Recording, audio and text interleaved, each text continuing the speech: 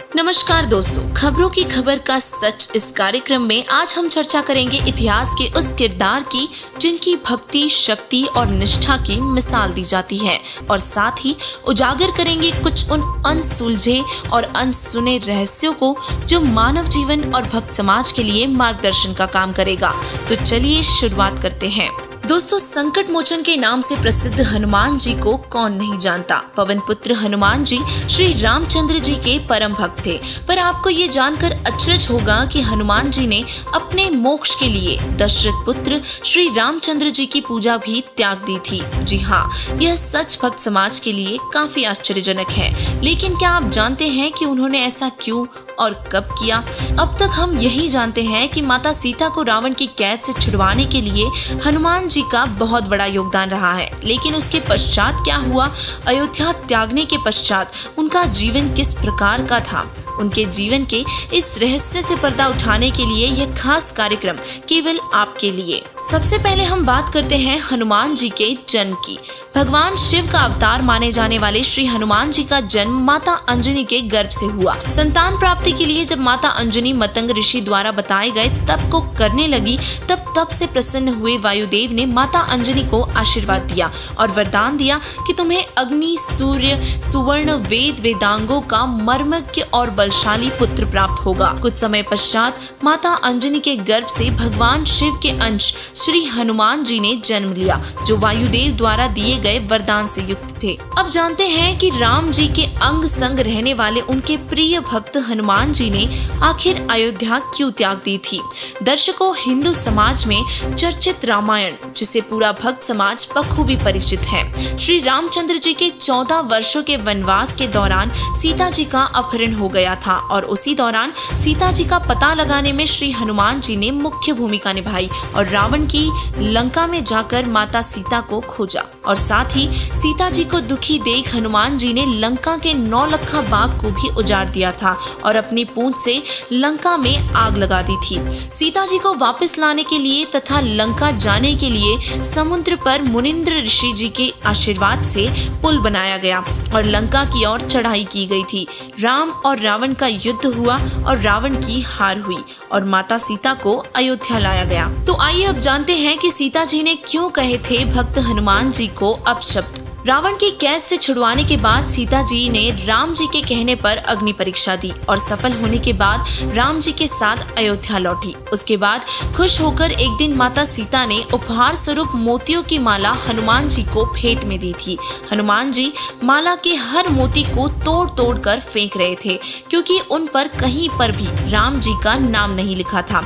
सीता जी को उनका ये व्यवहार अच्छा नहीं लगा और सीता जी ने हनुमान जी को बहुत कटु वचन कहे कि तू रहा बंदर का बंदर। यह सब सुनकर हनुमान जी बहुत दुखी हुए और अयोध्या त्याग दी थी। अयोध्या त्यागने के बाद एकांत स्थान पर बैठे हनुमान जी का मन बहुत ही विचलित था। उन्हें संसार में कोई अपना नहीं दिखाई दे रहा था और उसी समय एक ऋषि जी हनुमान जी के पास आए और उनसे राम राम कही। हनुमान जी ने ऋषि जी को देखा और सोच में पड़ गए।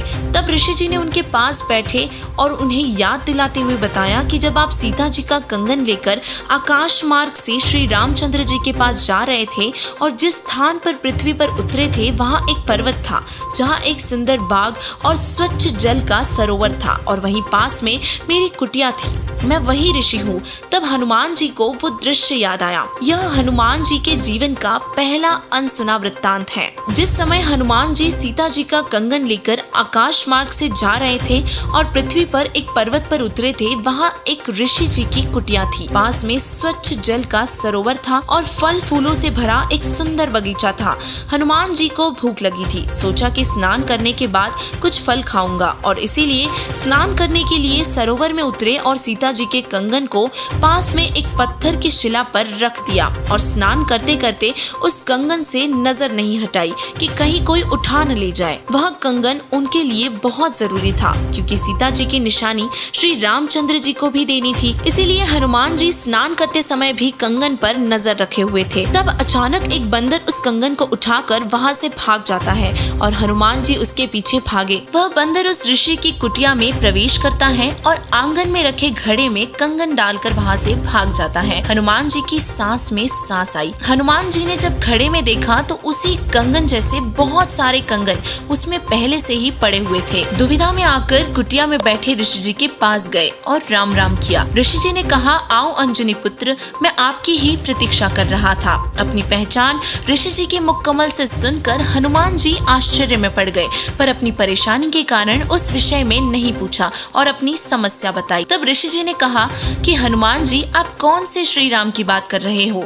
यह सवाल सुनकर हनुमान जी हैरानी से बोले, आप कौन सी दुनिया में रहते हो? आपको यही नहीं पता कि कौन श्री राम है? क्या और भी है श्री राम? मैं राजा दशरथ के पुत्र श्री राम जी के विषय में बात कर रहा हूँ। ऋषि जी बोले, मैं भी उसी रामचंद्र की बात कर रहा हूँ। ऐसे दशरथ पुत्र राम करोड़ों उत्पन्न होकर मर चुके हैं और इसी तरह राम को वनवास होता है, सीता का अपहरण होता है और इसी तरह आप जैसे हनुमान सीता जी की खोज करके आते हैं। दर्शकों, अब आपको भी जरूर यही लग रहा होगा कि ये सब झूठ है, लेकिन यही दशा हनुमान जी की भी थी। हनुमान जी को गुस्से में देखकर ऋषि जी ने पूछा कि आप मेरे पास किस लिए आए हो? तब हनुमान जी ने सारी बात दोहराई और अपनी समस्या बताई कि आपके घड़े में बहुत सारे कंगन हैं, मैं पहचान ही नहीं पा रहा हूँ कि मेरे वाला कंगन कौन सा है। ऋषि जी ने कहा, ये सारे कंगन आप जैसे हनुमानों द्वारा ही लाए उन सीताओं के हैं जो कि पहले वाले श्री रामों के साथ महाकष्ट भोग चुकी हैं। आप कोई एक कंगन उठा ले जाइए जो वर्तमान वाली सीता के कंगन से मेल करेगा। तब हनुमान जी ने पूछा कि मान लो कि ये कंगन उन सीताओं के हैं और ऐसे ही श्री राम हुए हैं और ऐसे ही हनुमान यहाँ आए हैं, तो जो हनुमान आता होगा वो कंगन भी ले जाता होगा, फिर इस घड़े में ये कंगन कैसे? हनुमान जी ने ऋषि जी से कहा कि आप मेरी दुविधा दूर करो। ऋषि जी ने घड़े की खासियत के बारे में बताते हुए कहा कि इसमें जो भी वस्तु डाली जाती है वो एक जैसी दो बन जाती है। ऋषि जी ने घड़े में एक पीतल की कटोरी डाली, डालते ही दो एक जैसी कटोरी हो गई। हनुमान जी ने दोनों कटोरी ली और जांचने लगे, दोनों एक जैसी ही थी। तब ऋषि जी ने कहा कि हनुमान जी, आप निसंकोच कंगन ले जाइए और रामचंद्र से पहचान करवाइए।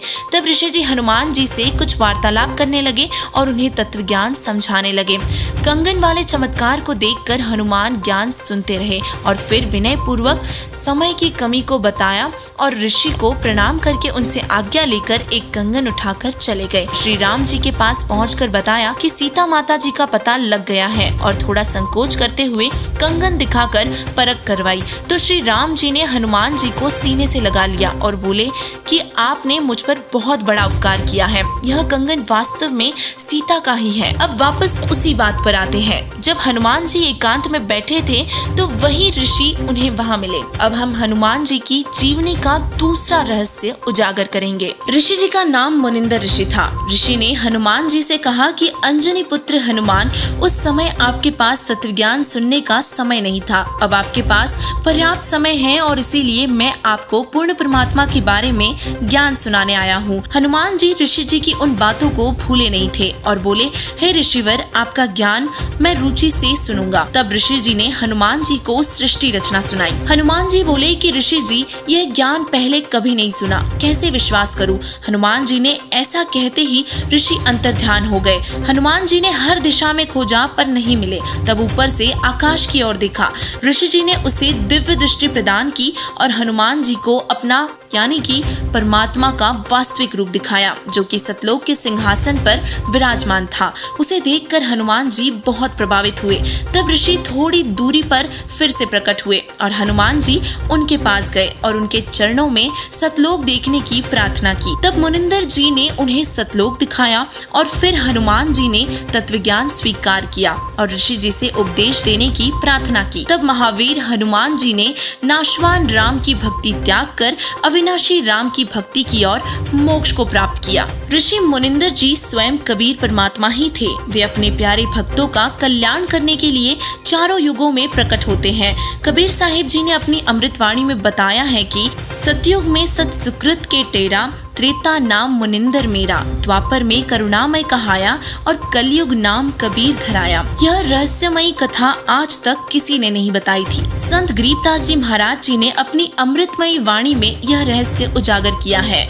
कहा मुनिंदर सुनो हनुमाना, तुम उलझे झूठे रंग में, ये 30 करोड़ राम हो जा लिए जीत जीत के जंग ने, जिसे जगत गुरु तत्वदर्शी संत रामपाल जी महाराज जी ने अपने तत्व ज्ञान में खोला है। ऐसे और भी आध्यात्मिक सत्य को जानने के लिए हमारे वीडियोस को देखते रहिए।